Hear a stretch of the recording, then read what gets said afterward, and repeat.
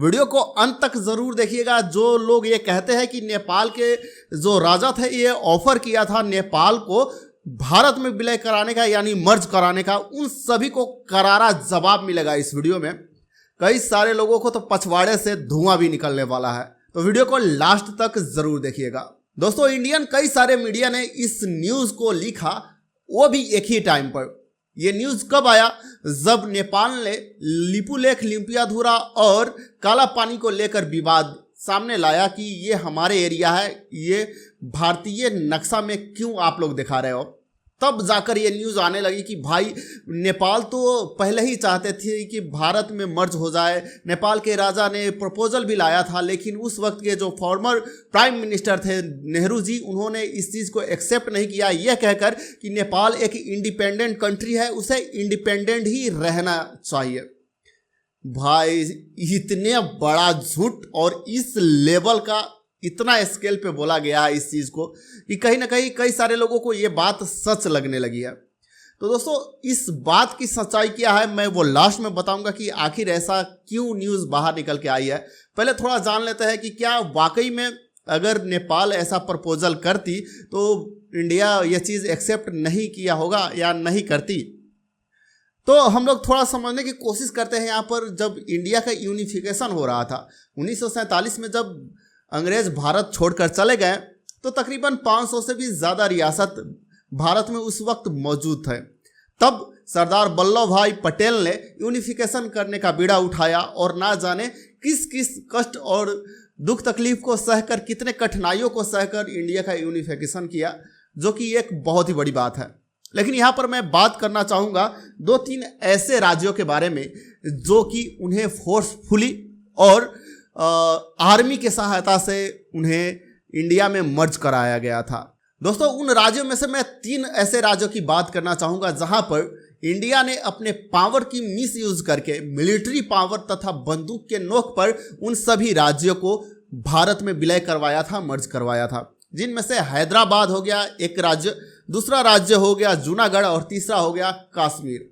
कश्मीर एक अलग मुद्दा है, हम लोग उस पर थोड़ा अलग से बात करेंगे। बट यहाँ पर हैदराबाद और जूनागढ़ को एकदम से मिलिट्री का पावर यूज करके इंडिया में मर्ज कराया गया था।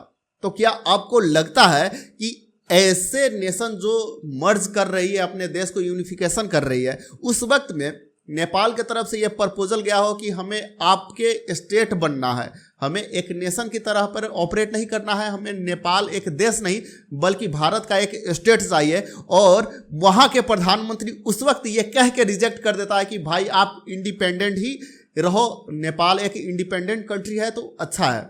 जबकि हैदराबाद, जूनागढ़ और कश्मीर अलग देश रहना चाहते थे और कई तो पाकिस्तान के साथ भी जाना चाहते थे। उन्हें मिलिट्री के पावर यूज़ करके इंडिया में मर्ज कराया गया। वो देश ये कहे कि नहीं भाई, मुझे आपकी देश नहीं चाहिए, आप मतलब इंडिपेंडेंट ही सही हो। ये थोड़ा आपको नहीं लगता है कि ये बनावटी बातें हो गई है? दोस्तों, ये न्यूज़ भी कब आई?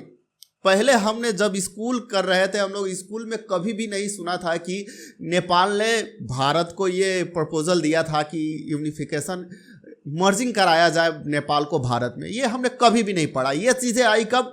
जब नेपाल और भारत के बीच में ब्लॉकेड हुआ 2015 में, उस वक्त से थोड़ा थोड़ा आना शुरू हो गई। और 2019 में जब भारत ने अपना मैप जारी किया था जिसमें लिपुलेख, लिम्पियाधुरा और काला पानी को एक ही मैप में दिखाया गया था, भारत के मैप में, तब जाकर ये विवाद खड़ा हुआ और नेपाल ने अपना भी नक्शा जारी किया। तब जाकर ये कहीं ना कहीं मीडियाबाजी होने लगा। सारे लोग कहने लगे अरे आप लोग क्या बोलोगे, नेपाल तो चाहती थी पूरा नेपाल ही भारत का हिस्सा बने। तो ऐसे में ये बातें बाहर निकल कर आई थी। इस बात की रिफरेंस आपको मिल जाएंगे पूर्व राष्ट्रपति प्रणब मुखर्जी के बुक में, जहां पर लिखा था Nepal's king Tribhuvan Bir Bikram Shah Dev had suggested to Nehru that Nepal be made a province of India, but Nehru rejected that offer on the ground that Nepal was an independent nation and must remain so, he says. दोस्तों, ये बात कह के नेहरू जी ने reject कर दिया कि नेपाल एक इंडिपेंडेंट कंट्री है कहकर।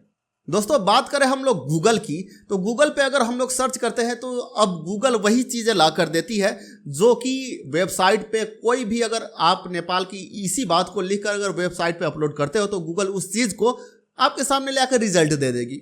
तो हम यहाँ पर यूज़ कर रहे हैं चैट जीपीटी की, जो कि सेकेंडों में लाखों रेफरेंस को लेकर आपके सामने तथ्य रख देती है। तो दोस्तों ये सेम क्वेश्चन हमने चैट जीपीटी के साथ भी किया, तो देखिए ये आंसर आया, चैट जीपीटी ने ये आंसर दिया। जब हमने चैट जीपीटी से ये पूछा कि did king Tribhuvan want to merge Nepal with India, तो यहाँ पर चैट जीपीटी ने जवाब दिया, no, king Tribhuvan of Nepal did not want to merge Nepal with India. दोस्तों ये आर्टिकल आप लोग पॉज करके भी पढ़ सकते हो। तो यहाँ पर साफ साफ आपको जवाब मिल जाएगा कि इस बात की कहीं भी डॉक्यूमेंटेड प्रूफ नहीं है कि नेपाल ने ये प्रपोजल भारत को दिया था कि नेपाल एक स्टेट की तरह रहना चाहती है, भारत के साथ मर्ज होना चाहती है। तो दोस्तों सच्चाई क्या है आखिर कि त्रिभुवन ने जब नेहरू जी को ये ऑफर दिया तो रिजेक्ट क्यों उन्होंने कर दिया, या रिजेक्ट किया भी या नहीं किया, या प्रपोजल किए भी या नहीं किए। तो सच्चाई यह है दोस्तों कि नेपाल में जब राणा की शासन चल रही थी उस वक्त नेपाल के जितने भी मोनार्की थे, किंग त्रिभुवन और महेंद्र, सभी अपने परिवार के साथ दिल्ली में रह रहे थे। उस वक्त तत्कालीन प्रधानमंत्री नेहरू जी के साथ उनका गेटिंग टुगेदर था, पार्टी हो रही थी वहाँ पर, वो लोग ड्रिंकिंग कर रहे थे। ड्रिंकिंग करते वक्त ही किंग महेंद्र को नेहरू जी ने कहा कि आप ऐसा क्यों नहीं करते कि नेपाल को भारत में आप विलय करा दीजिए और एक हिमालयन प्रोविंस के नाम से उसे एक अलग से प्रोविंस हम लोग कर देते हैं। तो यहाँ पर किंग त्रिभुवन ने बिना देरी लगाए हुए कहा, मुझे मंजूर है, आप नेपाल को भारत में विलय कर दीजिए, बट मेरा एक शर्त है, जब नेपाल भारत में विलय होगा तो विलय होने के साथ ही उस देश का नाम, पूरे जो भारत और नेपाल दोनों मिलकर जो देश बनेगा उस देश का नाम नेपाल होना चाहिए। जब इतना बात सुने नेहरू जी तो वो मुस्कुराने लगे।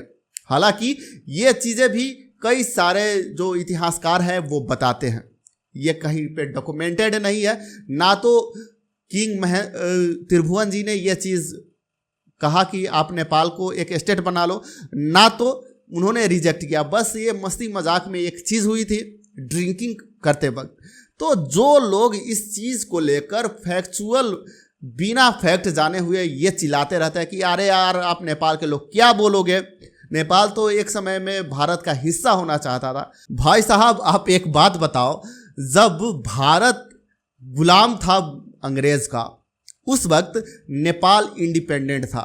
अपने वजूद को, अपने देश को बचाने के लिए सब नेपाल के कई पुरखाओं ने, कई वीरों ने अपना शहादत तक दे दिया। वो नेपाल जब अंग्रेज चले गए तो बिना काम के भारत में क्यों विलय होना चाहेगा भाई? जब विलय होना था तो उसी वक्त हो जाता, अंग्रेज से लड़ाई नहीं करता। वो लोग जिस तरीके से सुगौली संधि किए, एक एक खून का कतरा बहा दिए वो लोग तो पहले ही कर लेते, उतना बड़ा लड़ाई लड़ने की ज़रूरत ही नहीं थी ना।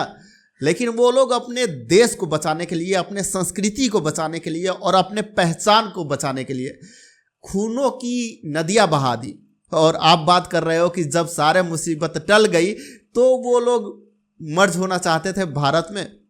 ये थोड़ा बचकाना सा बात लगता है, ये बात सही नहीं है। और इस बात को लेकर जितने भी लोग पीछे पड़े रहते हैं वो सब एक बचकाना बातें करते हैं। ये बयानबाजी अच्छी चीज़ नहीं है, बस ये एक सिनारियो बना हुआ था, खाते पीते वक्त मजाक में ये सब बातें निकल गई थी। तो आपको दोस्तों क्या लगता है कि नेपाल सच में क्या ऐसा प्रपोजल दिया होगा किंग त्रिभुवन ने, जिनके पुरखाओं ने एक बड़ा लेगेसी कायम किया है नेपाल में? किंग पृथ्वी नारायण शाह ने नेपाल के यूनिफिकेशन करने में कितना बड़ा भूमिका निभाया था, उसके वंशज ऐसे काम करेंगे। नेपाल का यूनिफिकेशन इतना बड़ा एक ड्रीम प्रोजेक्ट था, नेपाल को एक देश के तौर पे बचाए रखना इतना बड़ा ड्रीम प्रोजेक्ट था कि सुगौली संधि में नेपाल को अपना इतना बड़ा हिस्सा खोना पड़ा। लेकिन फिर भी वो लोग झुके नहीं, वो लोग चाहते तो आराम से अंग्रेज़ को सरेंडर कर देते और भारत में विलय हो जाते उसी वक्त। लेकिन नहीं हुआ ना। तो पूरा सच्चाई बिना जाने किसी भी देश के बारे में ऐसी अफवाहें मत फैलाओ भाई। अगर आपके पास राइट इन्फॉर्मेशन है, अगर ये चीज़ डॉक्यूमेंटेड है, प्रूफ है आपके पास, तो प्रूफ दिखाकर बोलो ना भाई कि हाँ ये चीज़ लिखा हुआ था, डॉक्यूमेंटेड था, रिकॉर्डेड है ये चीज़। लेकिन ऐसे ही हवा में हवाबाजी मत करो आप लोग, ठीक ना। इससे क्या होता है कि भारत और नेपाल का जो रिलेशन है उसमें दरार पड़ती है। आपको क्या लगता है दोस्तों, ये बात सही है या नहीं? कमेंट करके जरूर बताइएगा। और वीडियो पसंद आया हो तो वीडियो को लाइक कीजिएगा। मैं मिलूंगा आप सभी से नेक्स्ट वीडियो में एक नए टॉपिक के साथ। तब तक ख्याल रखें अपना और अपने चाहने वालों का। धन्यवाद।